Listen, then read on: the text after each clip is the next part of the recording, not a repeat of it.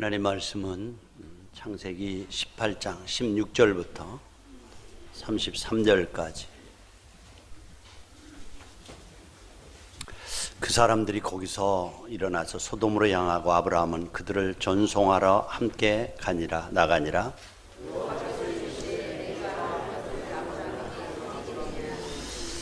아브라함은 강대한 나라가 되고 천하 만민은 그로 말미암아 복을 받게 될 것이 아니냐.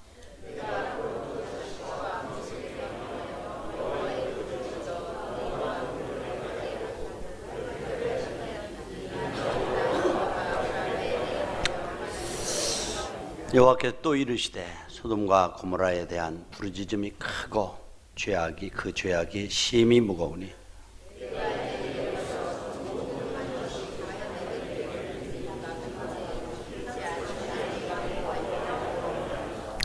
그 사람들이 거기서 떠나 소돔으로 향하여 가고 아브라함은 여호와 앞에 그대로 섰더니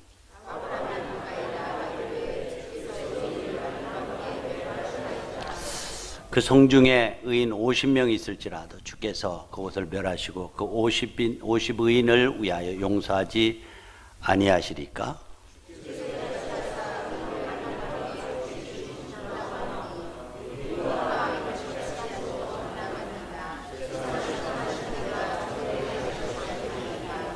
여호와께서 이르시되 내가 만일 소돔성 가운데서 의인 50명을 찾으면 그들을 위하여 온 지역을 용서하리라.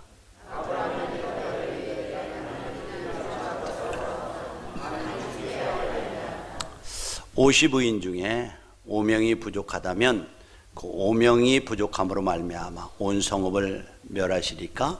이르시되 내가 거기서 45명을 찾으면 멸하지 아니하리라.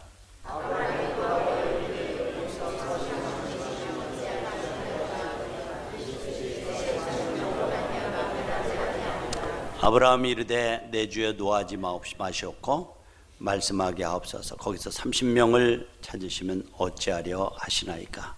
이르되 내가 거기서 30명을 찾으면 그리하지 아니하리라.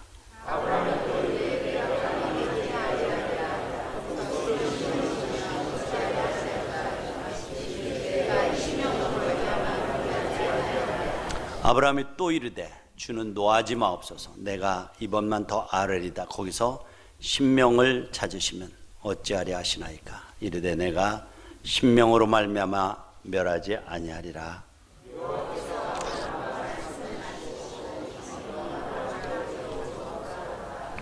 아멘. 한 주간 동안도 주의 은혜가 여러분과 가정 가운데 함께 하시기를 축복합니다. 옆에 분들하고 한번 인사할까요? 사랑합니다. 예수님 뵌 것 같습니다. 그래요. 참 주님 안에서 만남 자체가 만날수록 더 기쁘고 감사한 거죠.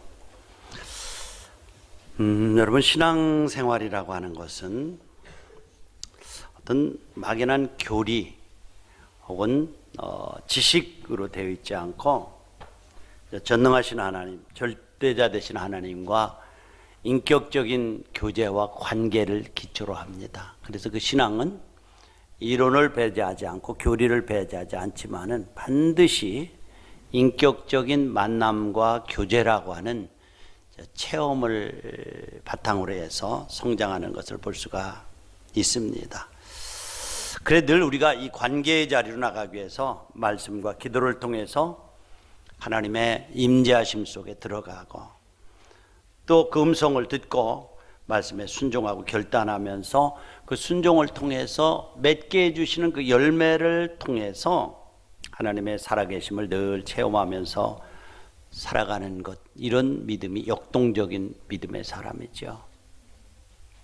그러니까 우리가 그 사람의 믿음의 깊이를 알려면은 교회를 얼마나 오래 다녔느냐, 그 사람의 직분이 무엇이냐 이렇게 묻는 것보다도 하나님을 어떻게 만나고 얼마나 깊이 그분과 교제하고 있는가에 대해서 질문하는 것이 바른 질문이라고 생각되어집니다.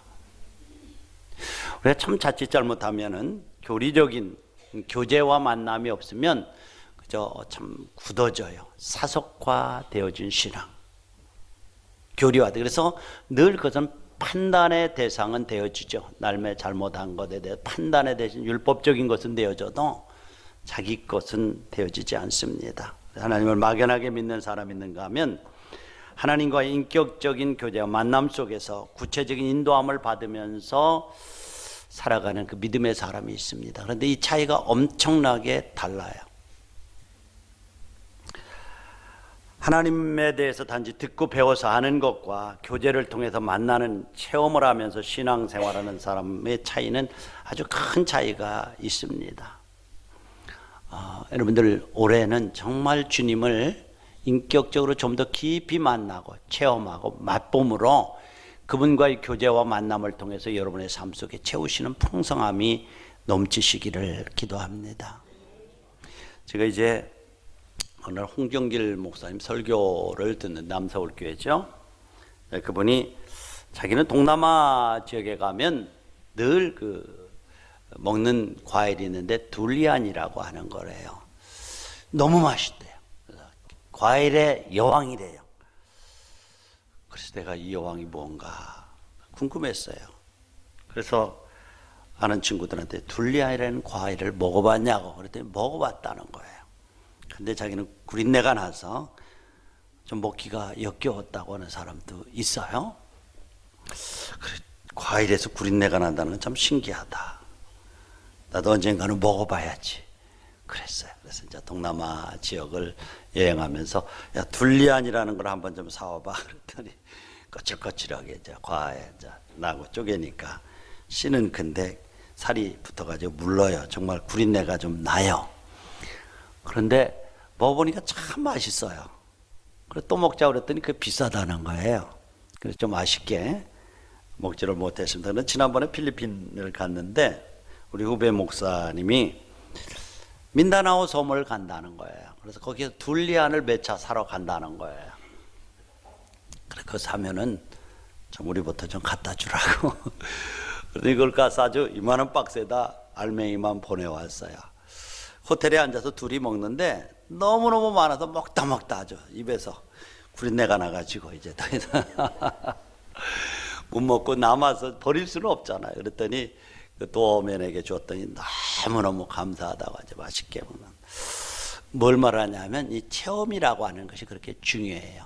들어서 하는 것과 맛보아하는 것은 엄청난 차이가 있습니다. 그래서 참 역동적인 그 삶, 주님과의 교제를 통해서 그분이 주시는 평강을 누리면서 살기 위해서는 반드시 이 교제, 통로를 통해서 은혜가 흘러오기 때문에 그렇습니다. 그래서 우리가 그런 자리에 있지 못하면 신앙생활은 종교생활로 굳어져 버리고 사석화되어 버려요. 그래서 참 그것들이 자기도 망치고 다른 사람을 너무너무 괴롭게 합니다. 그렇죠. 하면서 이런 것들을 보면서 주님 앞에서 정말 우리가 맛보는 자리에 들어가야 되겠다. 그런 생각을 절실하게 느꼈습니다.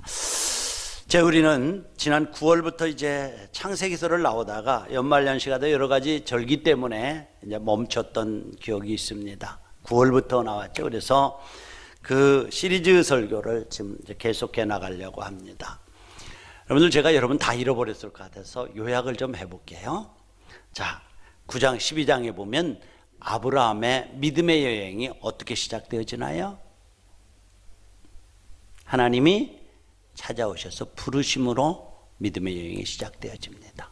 이것은 불변하는 성경의 원리예요. 여러분의 믿음의 삶이 여러분의 선택이 아니라 하나님께서 여러분들을 찾아오셔서 부르심으로 시작되는 거예요. 성경은 끊임없이 너희가 나를 택한 것이 아니고 내가 너희를 택하여 세웠다라고 말씀을 하셨어요. 여러분들 그냥 내가 나오고 싶어 나온 것이 아니라 하나님이 불러서 나오셨어요. 불러서. 그리고 이렇게 불러서 나온 분들은 하나님이 또 그 걸음을 인도하시면서 하나님이 만들어 가시는 거예요. 그래서 베드로를 택해서 베드로야 너 반석되게 하겠다. 반석. 아니 나는요 이렇게 흔들리는 사람인데 어떻게 반석이 돼? 아니야 내가 너로 하여금 사람을 낚는 어부가 되게 하겠다. 그분이 하시는 거예요. 그러니까 우리가 정말 어떤 일을 하고자 할 때에 그저 내가 못한다 너무 그런 소리 하지 마세요. 우리가 믿음으로 순종하면 하나님께서 채우시고 만들어 가시고 그 삶을 축복하시는 줄 믿습니다. 반드시 그래요. 내가 너를 만들겠다 부르셨어요. 그러니까 오늘도 바울은 아브라함은 부름을 받았을 때에 갈대아 우르에서 자기의 생각이나 논리나 경험들 포기하고 말씀을 쫓아갔대요. 말씀을 쫓아갔대요. 이것이 믿음이에요. 그러니까 말씀을 쫓기 위해서는 언제나 나라고 하는 내가 부서지지 않으면 쫓아갈 수가 없습니다. 베드로가 밤새도록 고기를 낚았는데 한 마리도 낚지 못했어요. 그랬더니 좀 더 깊은 데로 그물을 내리라고 했을 때 내가 밤새도록 수고했지만은 애운 것이 없어요. 말씀에 의지해서 그물을 내리겠다. 말씀에 의지한다는 건 나를 포기한다는 얘기예요. 갔죠? 자, 가나안 땅, 약속의 땅으로 갔습니다. 내가 너로 하여금 큰 민족을 이루게 하고 내 후손들을 바닷가의 모래알과 같이 하고 너를 통해서 열방을 축복하는 통로 되게 하겠다라고 하면서 불러주셨기 때문에 믿음으로 갔어요. 자, 그런데 믿음으로 출발했는데 가나안 땅에 가니까 그냥 축복의 대로가 열려져 있었나요? 아니요. 흉년이 들었다고 그랬죠. 흉년. 근데 그러니까 이 흉년이 오니까 두려움이 생기는 거예요. 그래서 아브라함은 어떻게 해요? 애굽으로 내려갔어요. 근데 그때 무슨 말씀을 드렸죠? 믿음의 사람에게도 흉년이 있어요. 하나님의 사람에게도 고통이 있어요. 그러나 그 흉년은 극복하고 이기라고 주시는 것이지 피하라고 주시는 것이 아니에요. 그 고통을 인해서 연단하고 믿음으로 승리하면서 마음의 그릇을 정결하게 하고 그 그릇을 더 크게 하기 위한 하나님의 축복의 수단 중에 하나가 바로 거기에 연단이라고 하는 것이 있습니다. 고난이라고 하는 것이 있어요. 근데 피하라고 주시는 것이 아니라 믿음으로 싸워 이기라고 주시는 거예요. 자, 그런데 이 흉년을 만난 아브라함이 12장에 보니까 어떻게 해요? 하나님께 묻지 않고 애굽으로 내려가죠. 애굽으로 내려갔다라고 하는 것이 뭐예요? 믿음의 자리를 떠나는 거예요. 예루살렘은 하나님이 계시고 약속의 장소를 떠나는 거예요. 거기 있으면 죽을 것 같아요. 애굽으로 내려가죠. 끝내 애굽 왕에게 자기의 아리따운 여인을 누이라고 속여서 빼앗기로 이기까지 처하죠. 하나님께서 적극적으로 개입해서 그 길을 막으셨습니다. 여러분들, 하나님께서 부르실 뿐만 아니라 하나님께서 우리의 걸음을 인도하시고 때로는 연단하시지만은 시험 당할 쯤에 피할 길도 주시는 분이 하나님이신 것을 믿으시기 바랍니다. 그래서 오히려 왕으로 하여금 큰 축복을 받고 큰 재물을 얻어가지고 베델로 올라왔어요. 베델이 어떤 거예요? 처음에 가나안 땅에 가서 하나님을 예배했던 곳이에요. 예배했던 장소에 단을 쌓았던 곳이에요. 연단을 통해서 아무런 것 없이 다시 세월만 낭비하고 베델로 올라왔죠. 그래서 하나님 앞에 단을 쌓고 하나님 앞에 하나님이 축복하시면서 그들의 재산이 많아졌죠. 그랬더니 양들이 많아지니까 아브라함의 종들과 롯의 종들이 서로 대리전을 하면서 풀밭을 가지고 싸우잖아요. 그 광경을 아브라함이 본 거예요. 그래 어떻게 합니까? 롯을 부르지요. 적극적으로 그 문제를 해결하기 위해서 개입합니다. 들어가서 롯아, 너 내 삼촌이고 조카인데 지금까지 잘 살아왔는데 이런 문제로 너와 나의 관계가 깨어지면 안 된다라고 하면서 자, 한번 동서남북을 바라봐라. 네가 택하고 싶은 곳을 택하라 라고 해서 롯이 뭐 주저함 없이 평소에 보았던 요단들 소돔과 고모라 성이 있는 곳으로 갔잖아요. 사랑하는 성도 여러분들, 문제를 어떻게 해결하십니까? 힘 있는 자가 먼저 안으시기 바랍니다. 먼저 뻗는 거예요. 여러분들, 그러니까 정말 우리가 어떤 일을 하다가 그런 것들 때문에 관계가 깨어진다면 늘 저는 여러분들에게 말씀하기를 하지 말라고 그랬잖아요. 하지 말라고 그래. 안 하고 관계가 회복되는 거죠. 떡 팔다가 마음이 상하면 떡 팔지 않으면 되는 거죠. 식당에서 여러분들 하다가 된장파하고 찌개파하고 싸우면 안 하면 돼요. 안 하면. 그렇게 왜냐하면 일들 때문에 관계가 깨지는 것은 훨씬 더 큰 것을 잃어버리는 것입니다. 우리에게는 그래야 됩니다, 여러분들.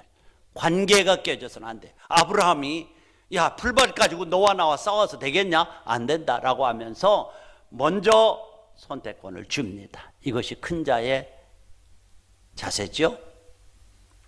떠났습니다.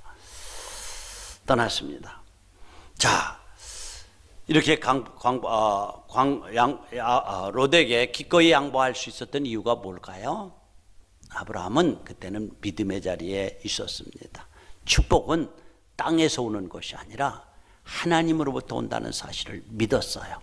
여러분들 눈에 보이는 것이 좀 손해되고 문제가 되고 어려움이 있습니까?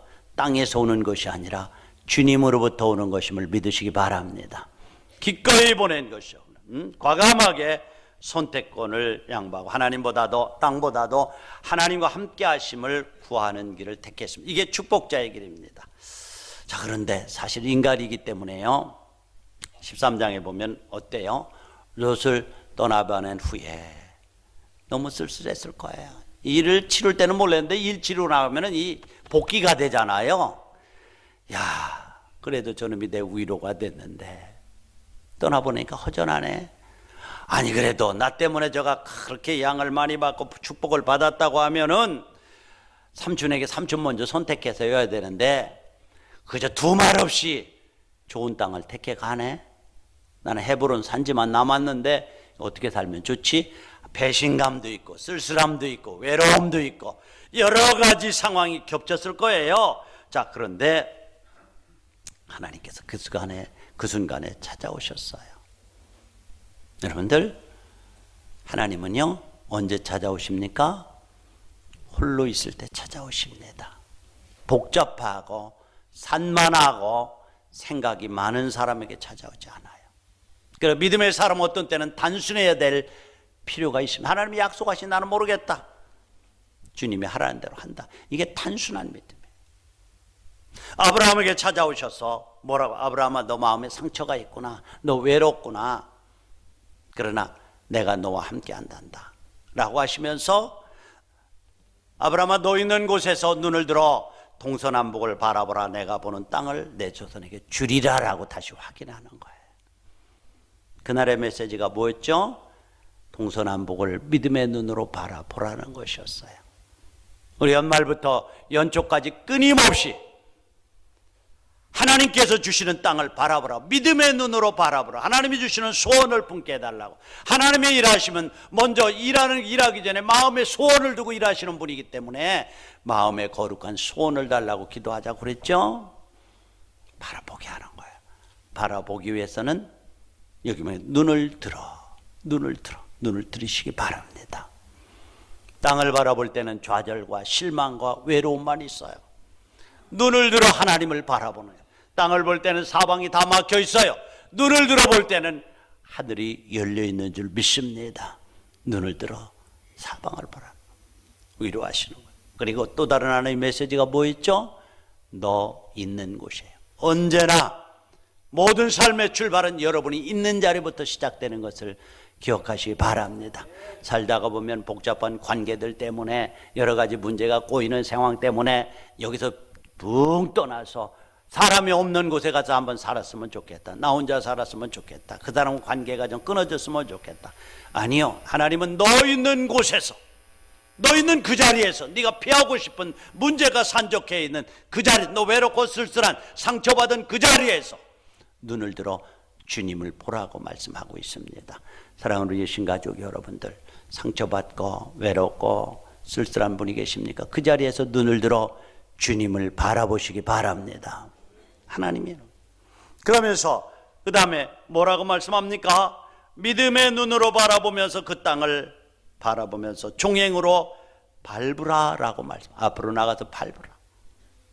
행동하라고 하는 말. 믿음으로 품었으면 행동으로 실천하라 라고 말씀을 합니다. 하나님 놀랍게 축복하시죠. 믿음으로 밟는 땅이에요. 믿음으로 행하는, 머리의 이념이 아니라 순종하는 거예요.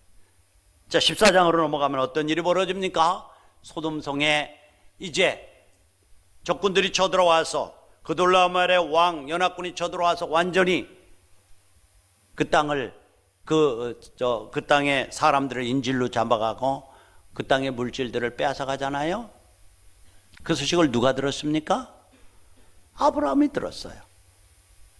아브라함에게 여러 가지 복잡한 생각들이 있었을 거예요. 아, 저 연합군은 힘이 센 연합군이야. 아, 그 녀석 잘했어. 삼촌을 배신하고 한마디로 좋은 땅을 찾아가더니 당연히 싸. 뭐 이런 생각 없었을까요? 그러나 주저함 없이 그가 길린 318명의 군사를 끌고 어디로 갑니까? 그돌라오멜의 군대에게 쫓아갑니다. 가서 그들을 진멸했습니다. 그리고 그것들을 빼앗아 오지요. 사람들과 노량물을 뺏어 오지요. 소돔왕이 얼마나 좋았던지 그 앞에 가서 절을 하면서 너무 감사하니까 그 사람들만 돌려주고 빼앗은 전리품은 가져가세요. 그랬더니 아브라함의 반응이 뭐였죠? 나는 시로라기 하나도 안 가져갈 거예요. 왜 그랬다고 그랬죠?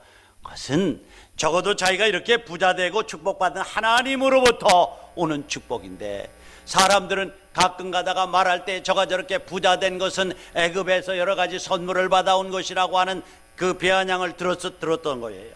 아니면 또 사람들이 이 전리품을 가져가면 저 사람은 소돔왕의 전리품을 가지고 부자가 됐다라고 하면서 하나님의 영광이 가려질 것이 두려워서, 소리 앰프 소리 이상하다. 두려워서 거절했던 것입니다. 두려워서 거절한 거예요. 하나님의 영광이 가려지는 것이 두려운 거예요. 사랑하는 성도 여러분들, 하나님의 영광이 가려지는 것 어떤 것보다도 민감한 것들입니다. 사랑하는 우리 예신가족 여러분, 올해도 여러분들의 삶이나 언어나 어떤 것들을 통해서 하나님의 영광이 가려지지 않기 위해서 힘쓰시고 기도하시기를 바랍니다. 그래요. 자기와의 싸움에서 승리한 거예요. 미움과 재물에 대한 욕심과 두려움에 대한 것, 그렇죠? 318명을 가지고 어떻게 그돌라오멜의 전사들과 싸워 이긴단 말인가? 도저히 이길 수 없는 거예요. 자, 15장으로 가죠. 그돌라오멜의 연합군과 싸워서 승리한 후에 두려움이 엄습해 온 거예요. 언제나 싸울 때는 몰라요. 언제나 일이 있을 때는 별로 몰라요. 어려운 일이 있을 때는 그거 치닥거리느라고 좀 눈꽃 뜰 새 없어. 그러나 그 일들을 치르고 났을 때는 그 일들이 복귀되면서 두려움과 아쉬움과 서운함과 여러 가지 복합적인 것들이 오잖아요. 여러분 삶에서 그렇게 경험했잖아요. 그돌라오멜의 군대를 이겼는데 이제는 저들이 전열을 정비해서 우리에게 다시 침략해 하면 어떻게 하나? 우리는 318명밖에는 없었는데 도저히 감당할 수가 없을 거야. 첫 번째 두려움이라고 그랬죠. 두 번째 두려움은 뭐라고 그랬죠? 하나님께서 나를 축복하신다고 갈대아울에서 나를 부를 때에 그렇게 놀랍게 약속하셨다. 아들을 주신다고 그랬다. 후손들이 밤하늘의 별처럼 나를 통해 축복이 흘러가게 한다고 그랬다. 열방의 축복을 나눠주는 사람이 되게 하겠다고 했다. 그런데 아들이 없는 이것에 대해서 두려워하고 있는 거예요. 두려워. 자, 그런데 15장 1절에 보면 그 두려움에 빠져 있는 자에게 이후에 여호와의 말씀이 환상 중에 아브라함에게 임하여 이르시되 아브라함아 두려워하지 말라. 나는 내 방패다. 방패가 뭐죠? 적군으로부터 날아오는 화살을 막아주는 사람. 너를 향해 공격하는 사람들, 그래 그돌라오멜의 군대가 다시 쳐들어온다고 할지라도 내가 너의 방패가 되어서 싸워주겠다라고 하면서 힘을 주는 거예요. 내가 너의 큰 상급이다. 사랑하는 우리 예신가족 여러분들, 주님께서 여러분들 방패가 되시고 여러분의 상급이 되시는 줄로 믿습니다. 16장으로 가죠. 하나님께서 주시겠다고 한 약속이 이루어지지 않으니까 어떻게 하죠? 이제는 이 사례가 안달이 났어요. 어느 날 몸종 하갈을 불러서 뭐라고 해요? 여보게, 아무래도 나는 여인으로서의 기능이 다 끊어져서 아들 볼 일은 없어. 내가 종이니까 남편 아브라함에게 들어가서 아들을 낳아주게. 내 아들을 낳아도 뭐 그렇게 했겠죠. 그랬더니 하갈이 두말하지 않고 아브라함의 품에 안깁니다. 그리고 아들을 낳죠. 아들을 낳습니다. 놀라운 일들이 벌어집니다. 하갈이 사라를 대하는 태도가 예전 같지를 않아요. 전혀 달라졌습니다. 그러니까 오히려 주인을 대적하는 이 하갈을 보면서, 하갈은 종의 신분에서 이제 후처의 신분으로 바뀌었잖아요. 그 서름을 당하던 사라가 완전히 독이 오른 겁니다. 그래서 자기 남편을 또 볶기 시작하죠. 16장 5절에 보면 내가 받는 이 고통은 당신이 받아 마땅합니다. 당신이 받아야 돼요. 당신이 하갈을 제대로 잡지 못하니까 기고만장해서 주인인 나를 함부로 대하는 것 아니에요? 하면서 막 달달달달 볶습니다. 다 당신 책임이에요. 자신이 일을 벌려놓고 책임은 남편에게 돌리잖아요. 뭐 하루에도 한 너댓 번씩 볶은 것 같아요. 그러니까 아브라함이 견디다 못해 당신 좋은 대로 하시오. 내쫓죠. 쫓겨납니다. 사랑하는 우리 신가족 여러분들, 인간의 생각의 결과가 얼마나 큰 문제를 야기시키는가 하는 것을 여러분 보게 됩니다. 하갈을 통해서 낳은 이스마엘의 후손들이 오늘 중동의 후예들 아니겠어요? 중동의 후예들. 얼마나 지금 주님 오실 때까지 그 싸움은 끝나지 않습니다. 많은 학자들은 이 이스마엘의 후예인 중동 제국들과 이삭의 후예인 이 이스라엘이라는 유대 민족의 싸움은 끝나지 않는다는 거예요. 아마 마지막 3차 종말전쟁은 이것으로부터 촉발될 것이라고 많은 학자들이 그렇게 말합니다.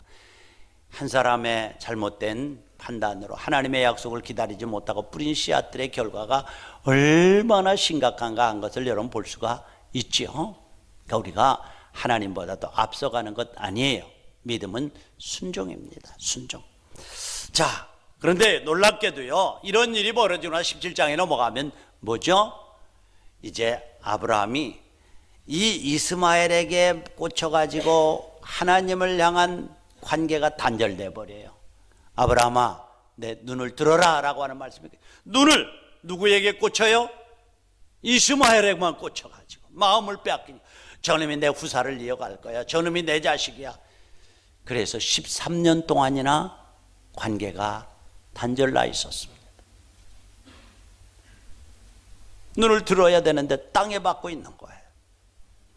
하나님은 누구에게 말씀하십니까? 눈을 들어 주님과의 관계 안으로 잠잠히 주님을 바라보고 주님과의 대화를 원하는 사람에게 찾아오시는 분이심을 믿으시기 바랍니다. 아브라함 믿음의 조상이라고 불리는 이 아브라함조차도 그 아들이라고 하는 땅의 것들, 이것에 눈이 꽂힌 거예요. 여러분, 세상에 살아가면서 물질 소중합니다. 그러나 물질만 바라보다가 하나님과의 관계가 단절나고 있지 않은지 한번 살펴보시기를 바랍니다. 그런데 하나님이 찾아오시는 거예요. 우리의 회복도, 우리의 믿음도, 우리의 성장도, 모든 것들은 내 선택 이전에 하나님이 찾아오심으로부터 시작된다는 사실을 기억해야 됩니다. 그래서 13년 동안 이제 하죠. 자, 오늘 말씀은요, 이런 과정을 통해서 아브라함이 이제 장막 앞에 있을 때 세 사람이 찾아오죠. 한 사람은 하나님이시고 한 사람은 누구예요? 두 사람은 천사예요. 와서 하는 말이, 손님을 대접하고 나니까 내가 소돔이라고 하는 데를 가봐야 되겠다라고 말하죠. 왜 가시려고요? 그러니까요,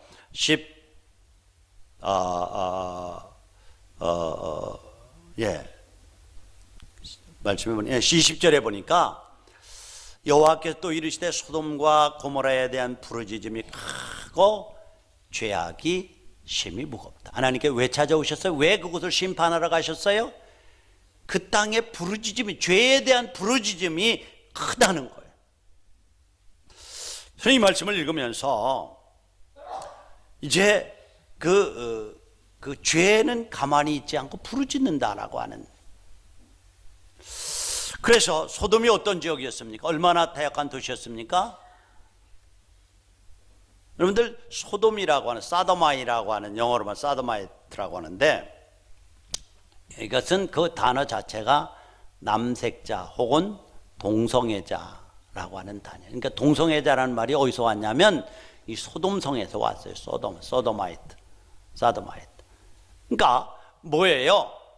하나님의 사자가 들어가니까 남정네들이 달려들어가지고 내놓으라, 우리가 상관하겠다라고 하면 달려들잖아요. 이 동성애. 오늘 이 정부가 추구하고 있는 이 동성애법, 소위 인권이라고 하는 것으로 포장해가지고 동성애법을 통과시키려고 하는 이것, 다시 말해서 그들이 추구하고 있는 하나님이 없는 왕국을 만들어야 되는데, 이 기독교적인 그들이 보는 이데올로기, 복음보다 이데올로기, 이념으로 생각합니다. 이것이 가로막고 있으니 이것을 파괴하기 위해서는 이 하나님의 질서를 파괴한다. 하나님의 질서를 파괴하기 위해서는 어떤 질서, 남자와 여자가 더불어 결혼제도를 파괴하고 가정을 파괴하고 교회가 파괴되어지고, 그래서 이 동성애가 나오는 거 아니겠어요? 오늘 여러분들 이 시대를 잘 볼 수 있기를 바랍니다. 정신 차려야 돼요. 우리는 건강한 보수도 있어야 되고 건강한 진보도 있어야 됩니다. 그러나 사회주의나 공산주의는 안 됩니다. 그렇지 않아요? 하나님의 질서를 파괴하는 거예요. 하나님 질서를 파괴하는 것은 안 됩니다. 하나님께서 우리를 이 땅에 살아가면서 본질적으로 우리가 선택하지 않고 하나님께서 주신 것이 있어요. 여러분, 한국 사람으로 태어난 것 여러분들 선택할 수 있습니까? 하나님께서 주신 거예요. 여러분들의 어머니와 아버지 여러분 선택할 수 있습니까? 하나님께서 주신 거예요. 여러분, 남자와 여자를 여러분이 선택할 수 있습니까? 하나님께서 주신 그러한 그 섭리 가운데 너는 남자로 살아라, 여자로 살아라고 주신 거예요. 그런데 이것들을 파괴시킨다고, 하나님의 질서를 파괴한다는, 그래서 교회로 하여금 힘을 쓰지 못하게 만들려고 하는 시도가 하나님 없는 질서, 하나님 없는 왕국을 만들려고 하는 이 시대의 흐름이 아닙니까? 여러분들, 오는 4월 15일 날 정말 여러분들 신중하게 투표하시기 바랍니다. 우리에게 주어진 가장 강력한 투표권은 바로 행사해야 됩니다. 제가 조금 얘기가 딴 데로 나왔는데, 여러분들 지난번에도 우리 모르게 평등법인가 인권법을 만들려고 해서 의회에서 했잖아요. 불과 하루 전에 이틀 전에 알았어요. 그래서 이제 국회의원 나오는 사람들, 무슨 시의장, 시의원 불러가지고 정말 당신들이 이것을 통과시키면 우리는 범교회적으로 저항운동을 일으키려, 너희들 당선된 생각하지 말라고. 그리고 그날 30여 명의 목사님들이 시의회 재판장에 가서 같이 대기하면서 막았습니다. 심각한 거예요, 여러분들. 그런데 잠재에 들어가 있어요. 잠재에 들어가 있어요. 우리 소수인권 신장해야죠. 그렇죠. 외국에서 와서 하시는 분들, 약한 여자들, 외쪽 부모들 다 정말 하나님께서 이 가난한 자와 과부를 불쌍히 여기라고 했기 때문에 우리는 반드시 그걸 지켜줘야 됩니다. 그러나 하나님의 질서를 파괴하는 것은 우리는 어떤 상황에서도 용서할 수가 없습니다. 근데 여기에 보니까 소돔과 고모라는 바로 그런 도시겠다. 하나님의 없는 통치가 이루어지는 곳, 육체의 소욕을 쫓고 성령을 거스리는 곳, 이곳이 소돔이었습니다. 근데 그 소돔의 죄악의 소리가 하나님 귀에 들렸다는 거예요. 소리친다는 거예요.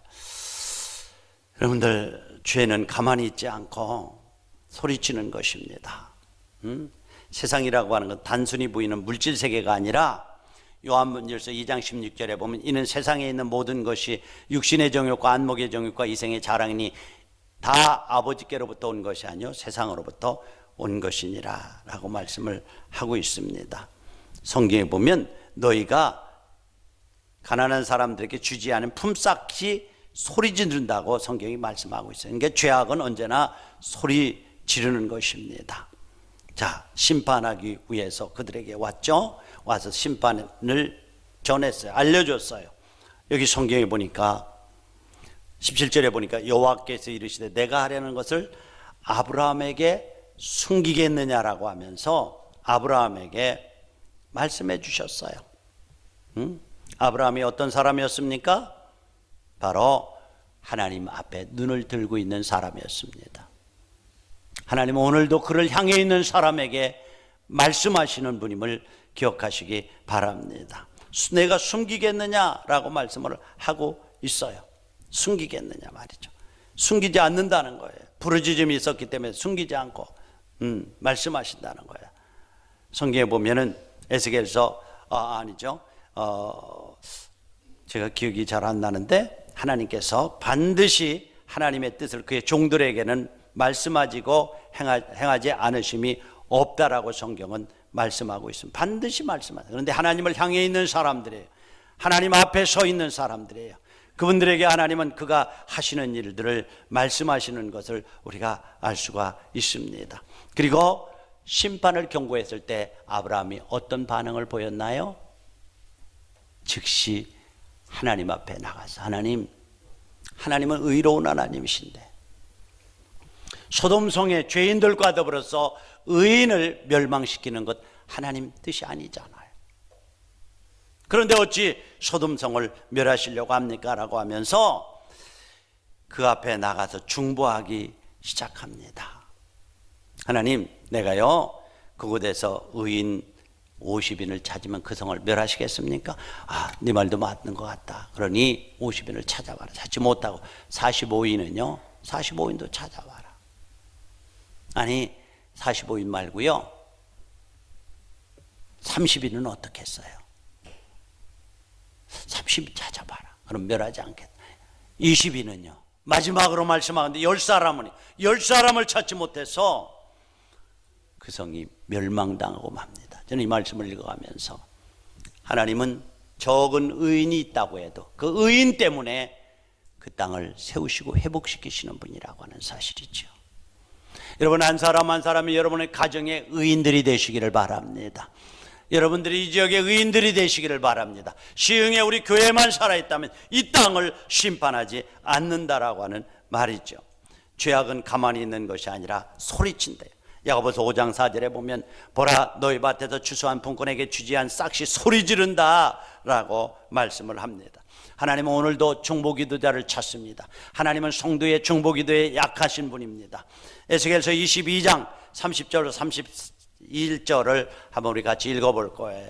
하나님께서 반드시 어떤 성을 심판하시기 전에 먼저 찾는 사람이 있습니다. 에스겔서 22장 30절로 31절 시작. 이 땅을 위하여 성을 쌓으며 성 무너진 데를 막아서서 나로 하여금 멸하지 못하게 할 사람을 내가 그 가운데서 찾다가 찾지 못하였으므로 내가 내 분노를 그들 위에 쏟으며 내 진노의 불을 멸하여 그들의 행위대로 그들의 머리에 보응하였느니라. 주 여호와의 말씀입니다.